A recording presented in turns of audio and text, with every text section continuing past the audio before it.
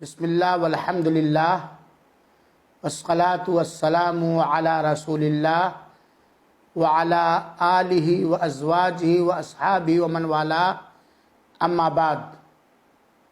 لوگو، اللہ تعالی نے ہمیں کس لیے پیدا فرمایا ہے؟ اس کا جواب یہ ہے کہ اللہ تعالی نے فرمایا وَمَا خَلَقْتُ الْجِنَّ وَالْإِنسَ إِلَّا لِيَعْبُدُونَ، سورہ ذاریات آیت نمبر 56۔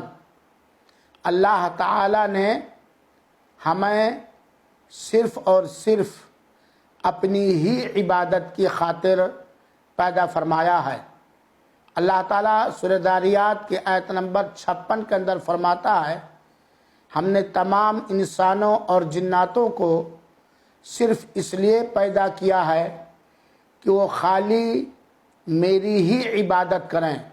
اور اللہ کے رسول اکرم صلی اللہ علیہ وسلم نے فرمایا، صحیح بخاری اور مسلم کی متفق علیہ روایت ہے، وَحَقُّ اللَّهِ عَلَى الْعِبَادِ أَن يَعْبُدُوهُ وَلَا يُشْرِكُوا بِهِ شَيْئًا، بندوں پر اللہ تعالیٰ کا حق یہ ہے کہ بندے صرف اللہ تعالیٰ ہی کی عبادت کریں اور اس کے ساتھ اس کی عبادت میں کچھ بھی شریک اور ساجھیدار نہ کریں۔